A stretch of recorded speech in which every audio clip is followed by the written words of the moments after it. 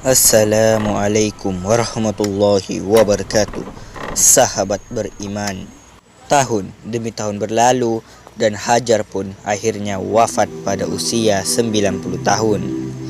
Nabi Ismail alaihissalam tumbuh menjadi seorang pemuda dan menikah dengan seorang gadis dari kabilah Jurham yang bernama Al-Judah binti Sa'ad.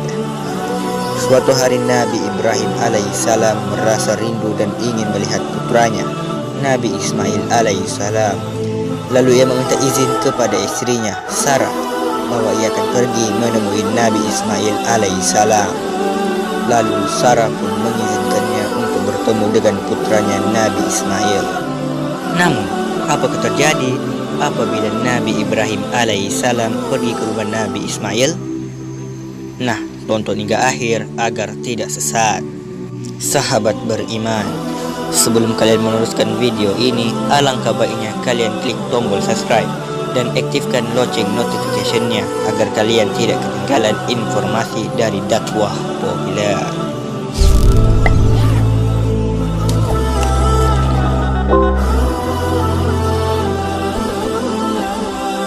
Apakah terjadi apabila Nabi Ibrahim alaihissalam pergi ke rumah Nabi Ismail alaihissalam? Setibanya di rumah Nabi Ismail, Nabi Ibrahim alaihissalam tidak dapat bertemu dengan anaknya itu karena ia sedang pergi berburu. Nabi Ibrahim alaihissalam mengetuk pintu.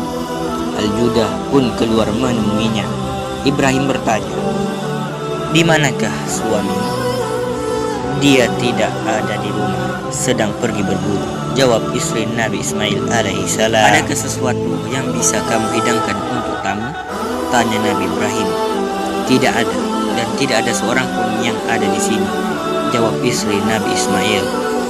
"Jika suamimu kembali, sampaikanlah salamku kepadanya dan katakan agar ia mengganti daun pintu rumahnya," pesan Nabi Ibrahim alaihissalam. Tidak lama kemudian, Nabi Ismail alaihissalam pun pulang.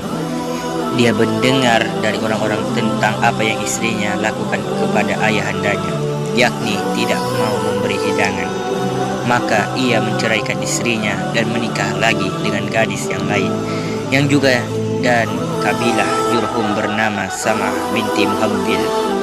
Suatu hari, didorong rasa rindu, Nabi Ibrahim alaihissalam kembali ingin pergi ke Mekah untuk bertemu dengan putranya, Nabi Ismail alaihissalam.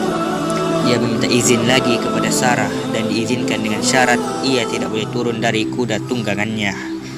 Setiba di depan rumah Nabi Ismail alaihissalam, ia bertanya pada istri baru Nabi Ismail alaihissalam, "Di manakah suamimu?" "Dia sedang berburu dan sebentar lagi akan kembali, insyaallah.